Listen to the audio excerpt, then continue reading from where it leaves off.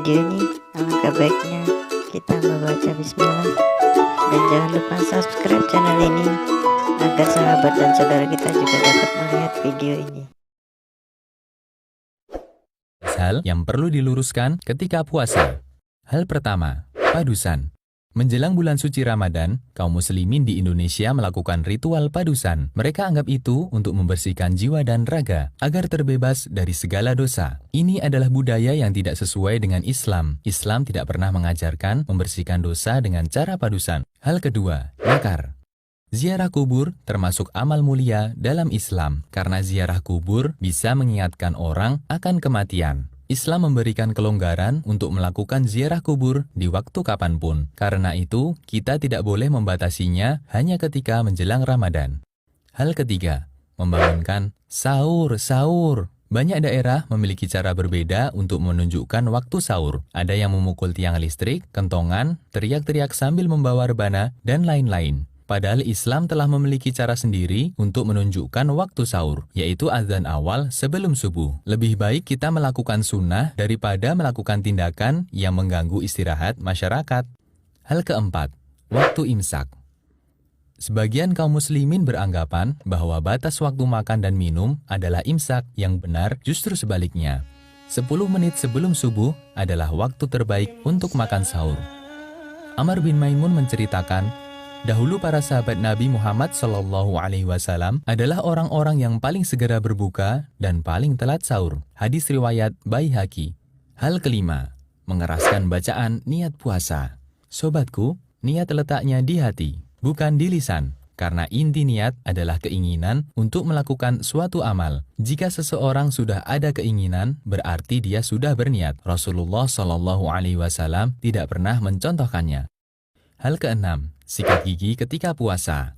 Sikat gigi ketika puasa hukumnya dibolehkan. Hanya saja perlu waspada ketika menggunakan pasta gigi. Jangan sampai ada bagian yang tertelan. Nabi SAW menganjurkan untuk menjaga kebersihan mulut, mendekatkan ridha Allah. Siwak itu membersihkan mulut, mendekatkan pada ridha Allah. Hadis riwayat Ahmad dan disahihkan Syu'aib al-Arnaud. Hal ketujuh, muntah ketika puasa. Sobatku, muntah tanpa disengaja tidak membatalkan puasa. Sedangkan muntah dengan sengaja, puasanya batal. Jika kita merasa perutnya mual dan akan keluar sesuatu, maka jangan memaksakan diri untuk memuntahkannya. Rasulullah SAW bersabda, siapa yang tidak sengaja muntah, tidak wajib qadha. Dan siapa yang sengaja muntah, wajib qadha. Artinya puasanya batal. Hadis riwayat Tirmidzi dan disahihkan Al-Albani.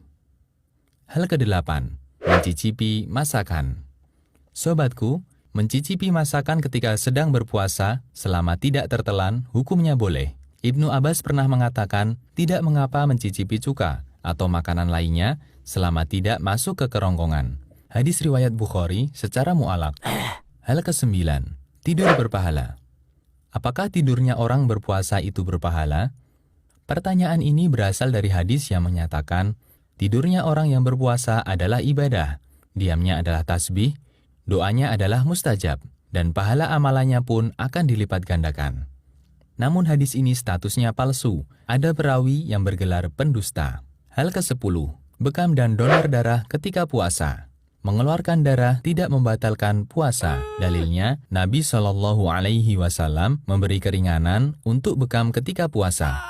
Hanya saja, jika ini dikhawatirkan menyebabkan lemas, maka tidak dibolehkan. Sahabat Anas bin Malik pernah ditanya, apakah kalian membenci bekam bagi orang yang berpuasa? Anas mengatakan, tidak, kecuali jika bisa menyebabkan lemas. Hadis riwayat Bukhari. Sobatku, bagi yang ingin bekam dan donor darah, disarankan untuk dilakukan malam hari atau mendekati waktu berbuka. Hal ke-11, kesalahan doa berbuka puasa.